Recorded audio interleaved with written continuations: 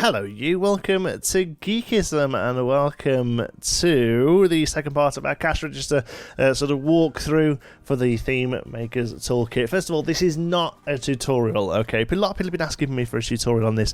I'll be honest with you, I haven't done one purely because I'm learning this as I go as well, to be honest with you. This is all very new to me. It's the first time I've 3D modelled or anything like that. And, you know, I'm using a lot of tutorials myself. Bootstrapping stuff, making stuff sort of kind of work and being fine with the results, and sometimes clicking buttons because tutorials tell me to click them as opposed to clicking them because I know why I'm clicking them. So I'm not really ready for a tutorial yet. I am working on something that just sort of shows you how to get from having a Blender model into a suitable zip file, because I think a lot of people are more than capable of doing it. It's just a little convoluted and a little bit unclear. So hopefully have that up for you within the week. But for now, this is just kind of a look at the cash register finished and how I got there. But before I do that, I want to tell you about a couple of collections on the Steam Workshop that I've got set up. I'd love you to go over and click follow on these, rate them so that other people can find them as well. Basically, the first one is the Geekism's Realism Toolkit Assets.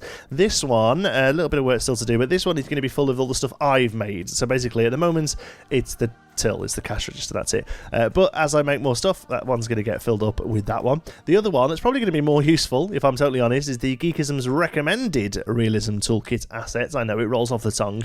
This one is basically anything I found on the workshop that I think is useful and fits within that kind of realism vibe that some of us now have got going in Planet Coaster. So basically stuff that I think would work well in Pinewood. But not necessarily all stuff that's budget, just stuff that works really well to add that extra little bit of detail. So things like lockers, this awesome lifting truck by Dazmat's, emergency signs that light up at night time as well, Rudy's awesome wheelchair, there's some pallets there as well.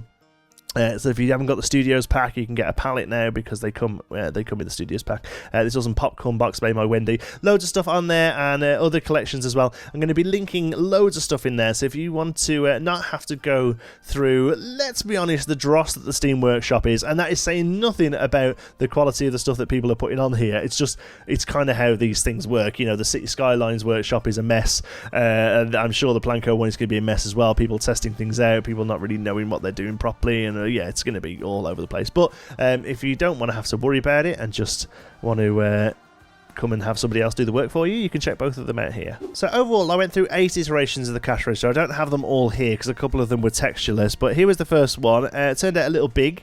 So the first thing I did was shrink it down and add a new texture map with a little bit more detail, some little post-it notes and things like that. I was quite happy with that one. And then I was told about sort of these hard lines, what they call hard lines in in-game items. It doesn't really happen in real life. Even sort of very structured things, there's still a little bit of a light diffusion across edges. So I had a little mess around with then how to add those. The next thing we did was add a texture map so that we get more of a metallic features. Not very much in between these ones, to be honest with you. I think they're actually the other way around. It's mostly just clearing up the textures and things like that. Here is now using this sort of normals method of getting rid of your hard lines. I went a little bit too far and it ended up sort of concaving all the interior edges here, which I think would look good if you'd been like a big cast iron thing or something. It almost had like a bit of a cast iron look, but it starts to mess up your normals and obviously doesn't look right for the till. So I had another little play with it, and then here we kind of got it a little bit more suitable and started to add some specular stuff in as well. So we've got some detail on the metal here and not on the post-its, but you can see there's a little bit of artifacting around there which I cleaned up.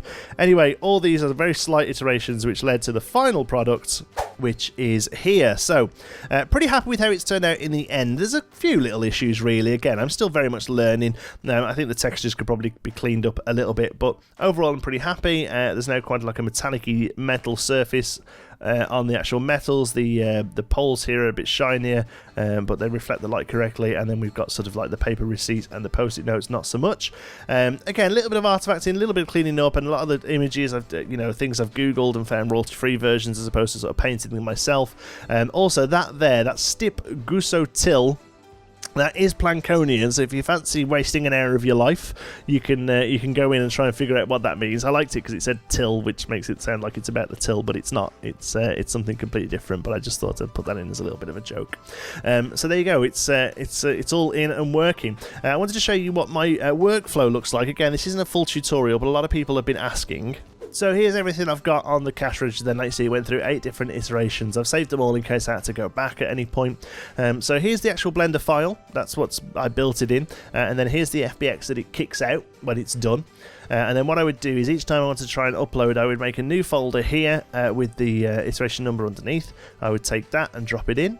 And then from the textures, I would take all the textures that I've got and drop those in as well. And then the only thing you need is the icon itself, so I took an icon and dropped that in as well, and then put those all into a zip there, and that's the zip that gets thrown up then. And then also you need a thumbnail for the actual ThemeMaker's Toolkit website as well, just to kind of show you personally what's in there.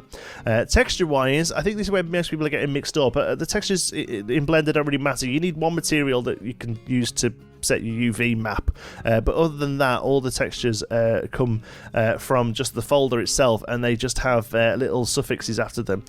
So here's my base color, that's known as there, which is the actual sort of texture itself, so with the buttons and everything on. And then the EM, that's the emissive one, so that tells the game which of these bits here lights up. So anything that's lighter on here will give off a light at night. So the buttons on the chip and pin machine and the numbers here on the display. Then we also have an MT one, that's for metalness. So anything white on here, the game will consider to be metal, and that means it takes the reflection it gives back, uses the base color from here as opposed to just a white, because that kind of gives metals their sort of metallic nature. So everything that is basically this shiny metal here, or the brushed metal, the powder coated metal, sorry, of the actual till. A normal map, the normal map is what tricks the game into thinking stuff is raised or lowered, and therefore gives it shadows. So basically the buttons on here is all we've really got on the normal map.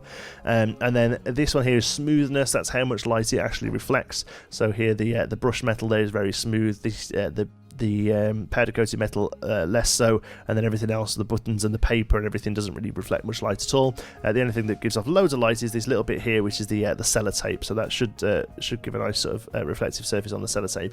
Still really figuring these out and tweaking them and really understanding what they truly do. But that's really how your folder should look. I can show you inside here, but they don't, because they're in a zip, they don't actually show the PNGs. But this is what your zip folder should be uploaded like. The actual FBX file that contains all your LODs, all your levels of depth, your base color, which is your texture.